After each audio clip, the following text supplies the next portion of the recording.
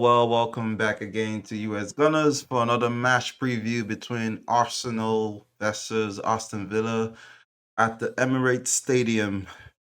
This is your first time in the channel. As always, consider subscribing, liking, turn on post notification bells up, hype the video, especially if you're an Arsenal fan. I want to see you in this channel.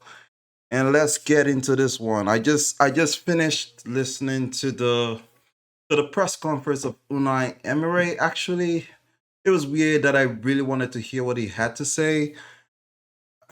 He had a lot of authoritative speaking, and I can't even blame him based on how his team has performed, based on what they do, based on how they play, and based on what they believe.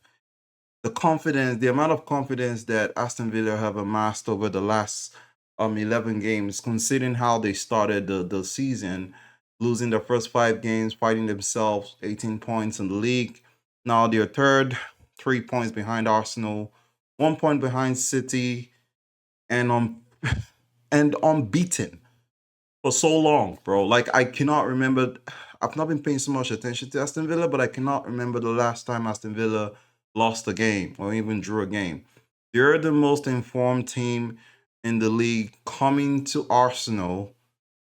There's so much context in this game that one, they're the last team to beat Arsenal and stop their winning streak for a lot of games. They're the one team that just kind of not really the team. I don't see it as the team. I see it as Unai Emery. He just have Arteta's number. He has Arsenal number. He just has a way of getting into the mind of Arsenal and stopping their form, no matter how good we are. And right now, we are not at our very best, to be honest. We are struggling, but we are getting the job done. We are getting wins. We're not clinical.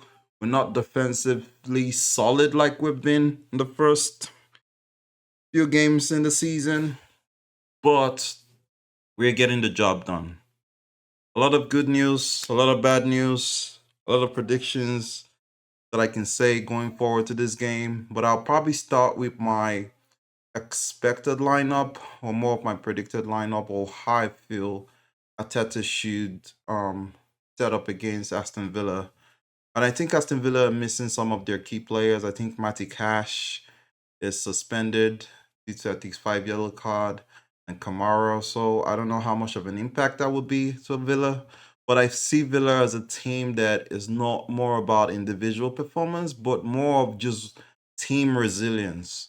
They have a way of still staying in the game and hitting that knockout punch, giving the opponent no chance to recover. They did it to us at the Villa Park, did it to Chelsea at the Bridge. They did it to Man City. Let's not forget they actually beat Man City.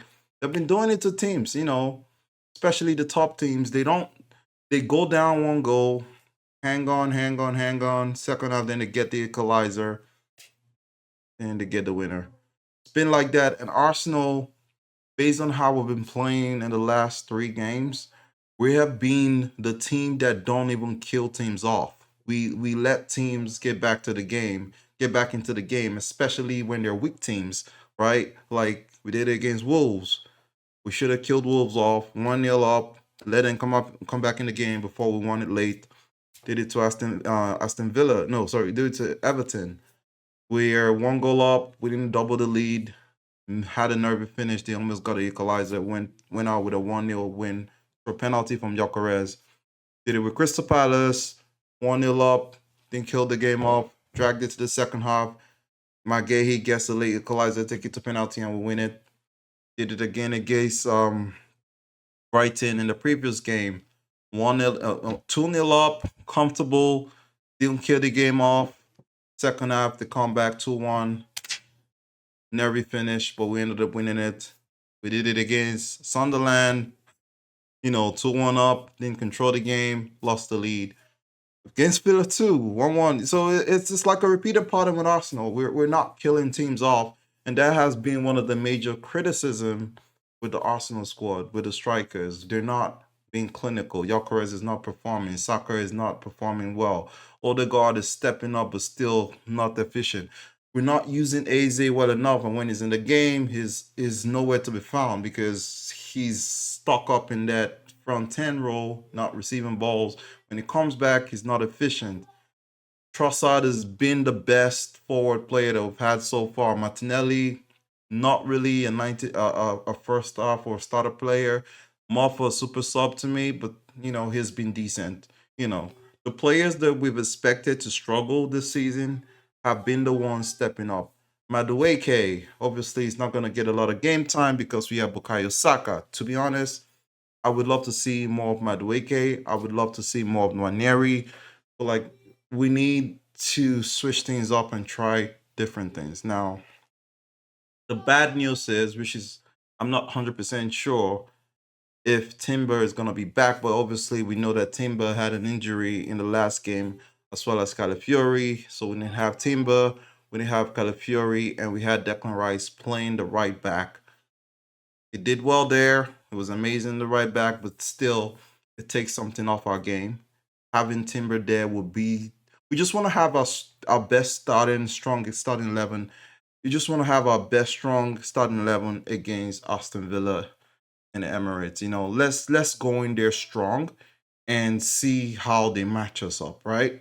See how they match us up. See how we deal with the space they're going to create. See how we handle their pressure, the transition play. Just let us go in there with a strong 11. I'm going to start with the lineup or what I expect the lineup to be. So I'm hoping we get Urin Timber back. I don't think it's a major injury.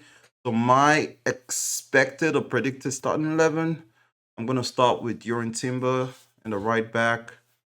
Great news is we have our solid defensive pair back. Gabriel and Saliba fully fit back in the squad.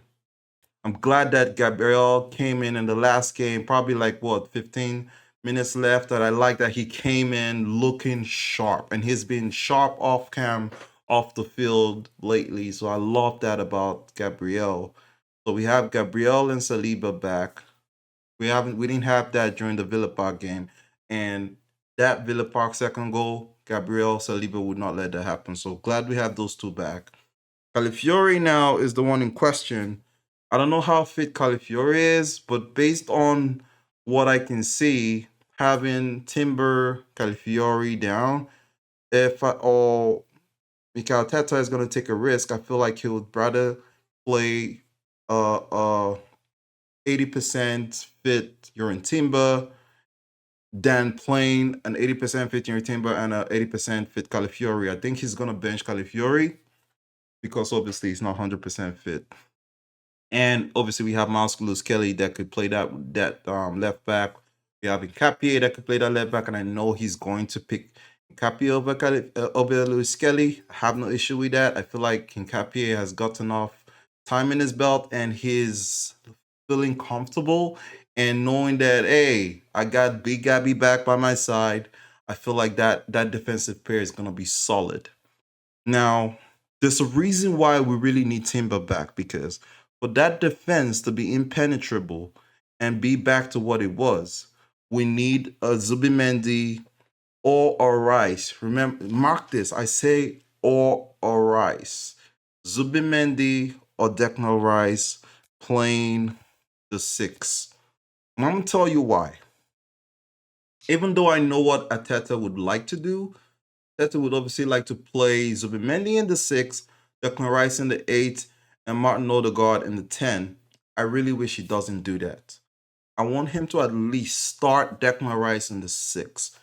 Bench Zubimendi for now, right? Put Zubimendi in the bench. Start Declan Rice in the 6. Bring Martin Odegaard in the 10. Please, Arteta, do this. Do this. Bring Martin Odegaard in the 10 and start Eze. We need creativity in there. We need to make that attack function, because now we have Gabriel and Saliba back. That tells me that I'm much comfortable knowing that defensive pair is there. So just give me Eze for more creativity up front.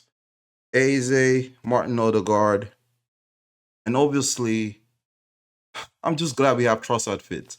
Trossard start at the left wing. Trossard plays the left wing. Nice. Ignore the critics, ignore the noise, start Victor Gyökeres. I don't care what they say.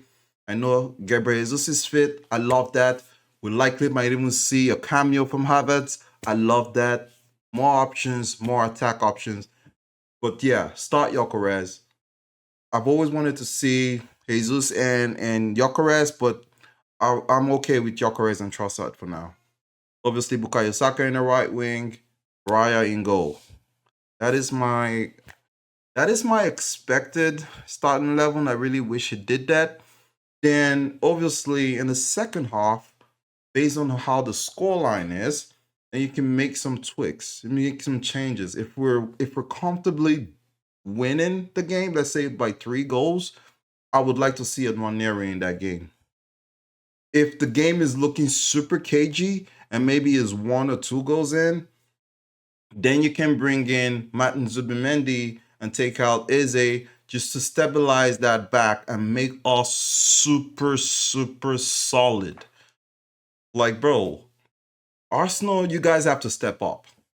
That's all I can say. You have to step up. Unai Emery is due for an Arsenal beaten. I'm going to repeat this. Unai Emery is due for an Arsenal beaten. It's been a long time coming. This guy has had a number for so long. He has dunked on us for so long. He has halted our title challenges for so long. Like, he's literally started the question mark in our title challenge this season. And he's trying to come into the Emirates and even add more dent, whereby if he takes points off us at the Emirates, definitely Man City is going to beat Sunderland in the Stadium of Light. It's crazy that I'm even saying this, because Stadium of Light is supposed to be a difficult place for City to play. But as soon as Man City know that Arsenal have drop point, they step up their game and they're going to win. Haaland will score. Or it's just so inevitable. We cannot have that, man.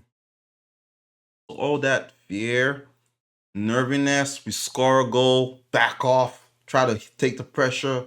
No. Go at them, put them in the half. They're going to hit us at the break. Fine. We have our back and we defend as a unit like we did in the first half of the season. That's just how we have to respond. We have to respond with force. We have to show that we being a number one, it's not by fluke, it's not by luck. We're supposed to be there. We are better than them. We can't be the better team and choke to Villa. Villa are a great side. They're a great team. Remember the last time I did a preview for Villa versus Arsenal at the Villa Park? I talked about how that was a big game and we needed to get a win, and I couldn't think about the idea of us losing. And that was me coming off the idea that we haven't lost a game in a very, very long time. This is different. I'm going to say this. Just because Aston Villa have had 11 wins in a row doesn't mean anything. Remember, Bayern Munich came at us to the Emirates with about probably 15 wins at a stretch, having the best attack in the world, and we slapped them 3-1. Everyone expects Villa to take something off us. I don't want us to show any sign of weakness. Cagey game, whatever. They give chances. We have to take them. Gyökeres. I understand the critics. I understand the doubt. I understand the feeling of, yeah, it's not clicking. I understand all that, Gyökeres. I won't say now is the time to change your game, but I would say now is the time to prove people wrong by being more sharp. You're not going to get a lot of chances. Have that at the back of your mind. Until Arsenal start playing directly to you, start making the team about you, you're not going to have a lot of chances. We are going to create a lot of chances, but not for you. We're creating a lot of chances for anybody. Gyökeres, be there. Be there to take your chance. It's going to come. It's going to come. You just have to be ready. Accept that it's going to come eventually. Be there. Like I said, Unai Emery is due for an Arsenal beating. I just need an Arsenal win and a dominant performance. Let's put this noise to bed. Let's shut these critics up. Let's make a statement victory. I need a statement win against Aston Villa. Same statement win we did against Bayern Munich. I need something similar. We got to step up, boys. We have to step up. We cannot keep folding to the top 6 teams this season. We haven't really beaten the top 4 team this season. We haven't. We drew to City, lost to Liverpool, drew to Chelsea, lost to Villa. Now we're playing Villa again? Bro, if there's ever a time for revenge, this is it. But I don't want you to get in your feelings. I don't want you to get in your head. Stick to the game plan. Do not get all emotional about the game. Play the game because they're going to want to get you emotional, get you routed up, and make you nervous and all that. Even if they score first, do not choke under pressure. Trust the system. Trust your players. Trust your skills. Trust that you can come back and get a victory. No, it's almost like I'm ranting. I'm not calling anyone to war, right? I'm just trying to stress how you just cannot back down to Villa. They're gonna come at you, but you cannot back down. You have to fight. Stand. You are a better team. You are a better team. So yeah, I expect to win. My prediction for this game, I predict a 3-1 win. I really want a clean sheet so bad because I feel like we should be aiming for a clean sheet. But just the fact that Gabriel literally just came back in the last game and the sharpness is not completely 100% right now with Saliba and Gabriel. And also, I'm not sure about Calafiori and Timber's injury fitness level. So there might be a goal from Villa. But that goal from Villa would come when it's too late. When the game is done and dusted, we're controlling it and they get a fluke goal and that's it. So I predict a 3-1 win. I'm just curious if there will be a Gyökeres goal. I would really like a Gyökeres goal. But yeah, I do predict a 3-1 win. I would like to know what you guys predict. Drop down in the comment. Tell me what you predict. Tell me what the starting lineup should be. Who do you think he should start? Victor Gyökeres over Gabriel Jesus. I think Gyökeres should be starting. Jesus can come on second half, or even bring in Jesus for Trossard. Just try as because I know Jesus can play that left wing. He can. So yeah, let me know if you would like him to start Victor Gyökeres over Gabriel Jesus. Last time he started Merino over Gyökeres, I felt like that was a bad decision. No, we're starting Gyökeres. And that would be our strong team. So let me know what you guys think. Gyökeres or Jesus. I want Gyökeres. But yeah, that is my match preview for the Arsenal versus Aston Villa game. It's going to be a big one tomorrow and a must-win game. I'm going to try and do a watch along if I can. I'll just see you guys in the match reaction. That's it for the video. If this is your first time here on the channel, consider subscribing, like the video, hype the video, subscribe, especially if you're an Arsenal fan. Like I said, I want to see all Arsenal fans here. And I see you in the next one. Take care. Bye-bye.